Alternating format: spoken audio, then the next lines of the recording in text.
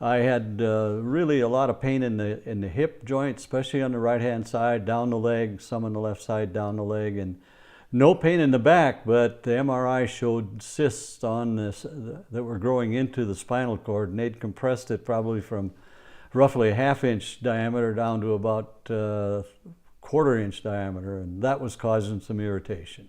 I had an MRI, then visited with Dr. Geisinger. He was recommended by my local doctor, Dr. Warren.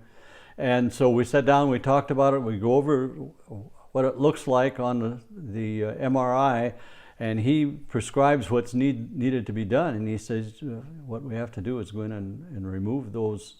It looked like at that time one cyst. So from there you schedule it, and we scheduled it for December 6th. And from there on, you go in and you have the process done. Now, it turned out there were 3 cysts on it. The largest one, they were not able to remove the total thing because they're working on that. It's growing in a little bit, and so they make a value judgment on how much they can get out.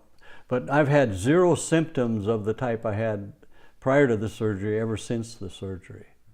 People are apprehensive about those type of things. That's a natural thing to do.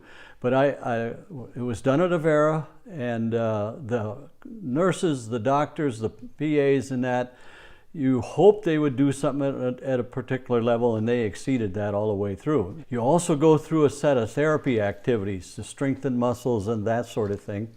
And I was really pretty conscientious about doing that. First of all, they gave me some elastic bands, and I did exercises with my legs. Then they did prescribed a set of exercises where you're strengthening your core muscles, especially the stomach muscles.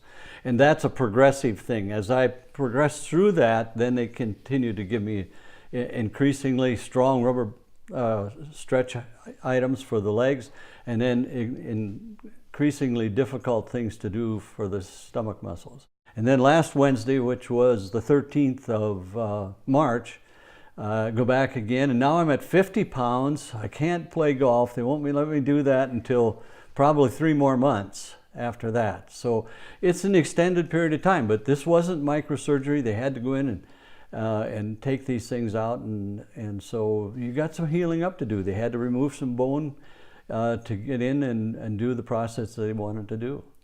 If you're having problems, go see professional people that are good at what they do, and then trust their judgment and trust their ability. That's the best I could say. And then if you want to, if you happen to be a religious person, say thank God for there's people that are capable of doing that. They do it, and they do it well.